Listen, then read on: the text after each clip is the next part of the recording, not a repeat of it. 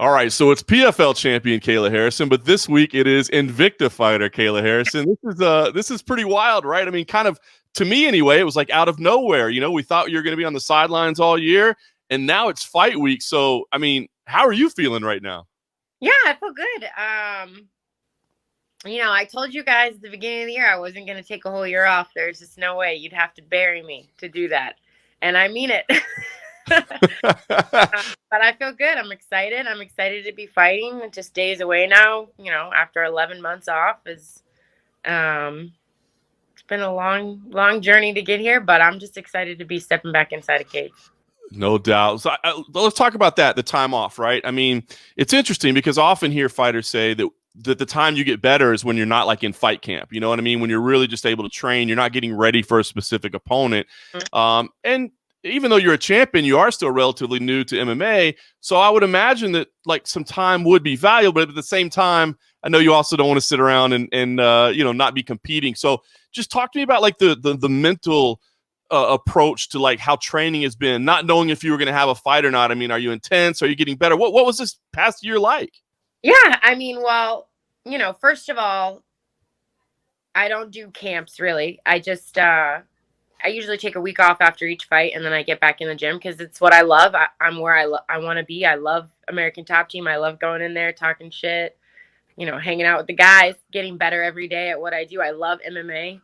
I learn something new every day. So it's no hardship for me to go in and train. That's what I love to do. You also have to remember, I trained 4 years for one day. So 11 months is a long time, but it's not a long time at the same time. It's, a blink of an eye in an Olympic cycle. So Yeah. I feel like I've definitely gotten a lot better, just focusing on me, my game, finding my holes, closing them up, not having the stress of having a fight and worrying about an opponent and someone across the cage from you has definitely, I've gotten a lot better. At the same time, I'm the kind of person who needs a goal. So not having a goal, not having a fight has been mentally, it's been torture. But in every other aspect, I feel like I've gotten better. I've used the time. I didn't stray off course. I've stayed focused. I've stayed ready, hoping that an opportunity would arise, and here it is.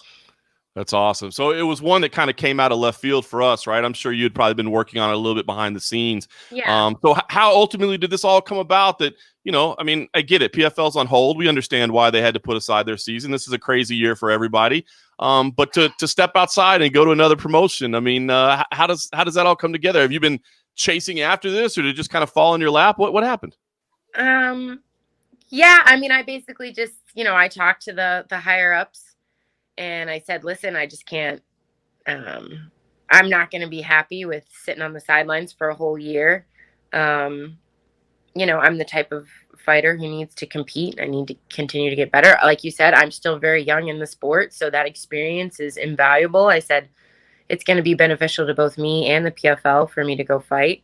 And there was, it took a lot of work on everyone's part to get to this point. And, I'm thankful and grateful that it worked out.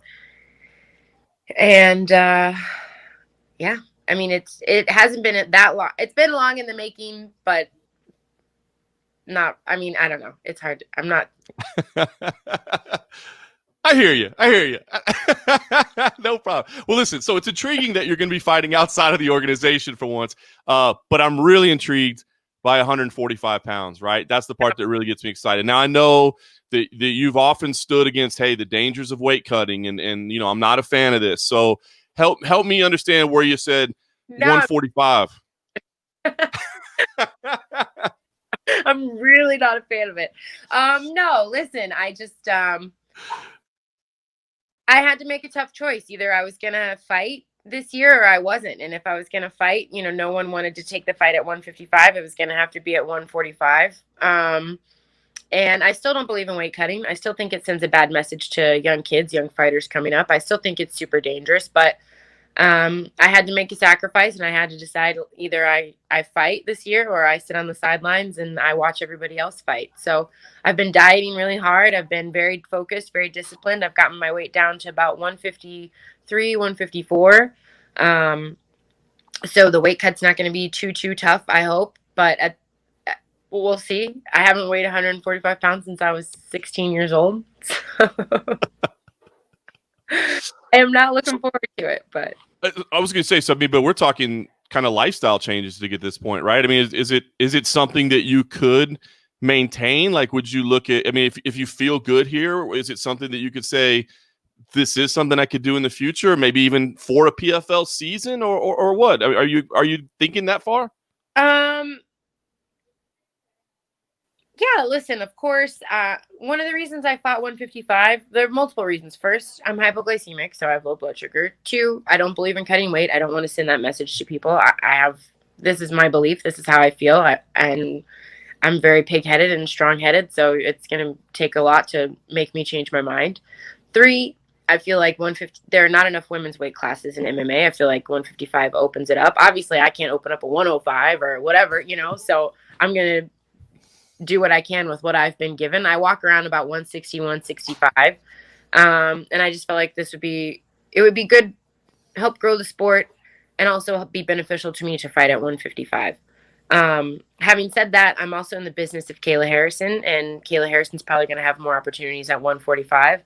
Do I agree with it? No. Do I think it sucks? Yes. Am I willing to suck it up and do what it takes to be one of the best in the world? Yes. So if that means I don't get any Halloween candy, then I don't get any Halloween. I mean, it's terrible. It's a terrible way to live. I hate it. I think it's like, especially, and when I first started MMA, like, do you really want to be focusing every workout on how much weight you're losing versus on how much better you're getting or the technique you're working on? Like, I think it's just a terrible existence, And especially for kids, I'm always like, man, you're supposed to be enjoying your life. Like, this is supposed to be fun. You're supposed to love what you do. Like, you don't starve yourself and make yourself miserable. Like, it's terrible. So now I'm a little bit older. I'm a little bit more mature. I'm wiser. I know how to do it properly. I'm, not doing the good old fashioned starve yourself thing. And I'm being a professional about it, but I'm not. I mean, it sucks. I mean, nobody wants who does Nobody. who does this for no the people who like diet like this and like live their life like people who are not athletes who live like this, batshit crazy. I agree. That's why I don't do it. Do people in judo cut weight? Is it a thing in judo or not? Yeah, no, all of my teammates and stuff cutted weight. I just when I first moved to Boston with my judo coaches, I fought 63 kilos, which is like 138 or something like that. And I was miserable. I was, going to high school and trying to cut weight and training full time and working full time at a hardware store. And I just I had also overcoming a lot of stuff from my past. And I was just in a miserable existence. And they were like, listen, Kayla, if you're going to win, you're going to win at whatever weight you fight at. It doesn't matter. You have to beat who's in front of you. It doesn't matter how big they are, how small they are, if you're the bigger one or it's a mindset. And I drank that Kool-Aid. I truly believed that. I truly believed what my coaches said. I said, it doesn't matter what I weigh. It doesn't matter how big they are, how small it matters about me going out there and performing. And so I moved up to 78 kilos. I never cut weight. I never looked back. And I became the best in the world by listening to that advice. And so I just, yeah, I mean, that's still how I feel. You're going to win at whatever, if you're going to win, you're going to win at whatever weight you fight. You don't have to kill yourself to go in and be the bigger person. I do think that I am capable of making 145. And I think I'm going to be a killer. I think it's going to be scary. See, that's the reason I ask. And this is a very selfish question, especially seeing how miserable you are right now making 145. But I wonder, without trying to create drama at American Top Team or anything like that, if there was a way down the line somehow, I don't know how it happened, but you, but okay. Yeah, with you and Amanda Nunes, could it ever happen? Yeah, listen, we've both had crazy years. She just had a baby. I just got 2 babies. It's been, it's been a heck of a year. She's the GOAT. I'm a beginner. Um, but she's who I'm chasing. Like you know, she knows that. I know that. Everyone knows that. Like she's who I aspire to be like. That's the goal, is to be the best ever. Um, and right now I'm just focused on making 145, winning this fight, on to the next fight, on to the next fight, on to the next fight. But one step at a time, that's how that happens. And I think in the future, if um, the cards, I'm never gonna say no. Like I'm never gonna say no to that opportunity. I would do it with respect and the utmost pride in being able to fight her. And I love Amanda. I think she is awesome. I think she's a good person. I think she's a great fighter. I think she's, I don't know. I have nothing but good things to say about her. So if it happens, it's not going to be like a nasty, it's not going to be like a Colby Masvidal. It's going to be like a, I love you, but we got to go do business. Let's go both make some money. I love it. I know it's a fantasy fight right now, but I love the idea of even thinking about it. So it's nice to hear you're open to it. But like you said, you got to fight. You got to fight now, right? This weekend at hand. Did you get a chance to scout much? I mean, did you watch tape? Are you? What do you think about the matchup? Tell us about it. Yeah, I think Courtney's a game opponent. I think she comes forward a lot. I think she's not afraid to get in there and scrap. She's a little scary because I feel like every fight I watched, she had a smile on her face, which was like, I was like, oh, okay, you're smiling, like you're actually smiling. That's scary. But I think that she has some jiu-jitsu knowledge that I'm gonna have to watch out for. But really, again, all respect to Courtney. Everyone's tough until you beat them. You got to go in there and do your job. But I'm just focused on me going out there, instilling my will, doing my game plan one step at a time. I'm excited to show the world, I think, how much I've grown as a fighter and how much better I've gotten. And just go out and dominate. It's awesome. Well, I know I'm excited for this because it's unexpected. We get to see you when we didn't think we were going to get to see you. It's a new weight class. It shows that you're thinking outside the box and that you're going to experiment with things. So I want to ask you, during your 2019 run, you had this thing, a goal set is a goal met, right? You used that repeatedly. And you got there. So I'm curious. I mean, what are the goals right now? I mean, are you, do you see the long term? I mean, we just talked about the possibility of this fantasy fight with Amanda Nunes, but what really is the step-by-step? What do you see in your future right now? Well, right now I'm going to fight Friday night. The goal is to go out there and win by TKO, KO, or submission. I'm going to fight one more time before resuming my contractual duties with the PFL. Continue to get better, continue to win, continue to remain dominant in every form, fashion. And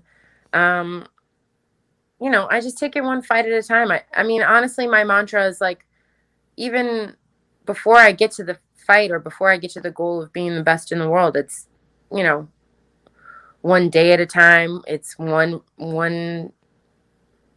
training session at a time. It's one fight at a time. It's 1 minute at a time. It's one round at a time. It's one breath at a time. And that's how I take those baby steps. I just take it one step at a time, one breath.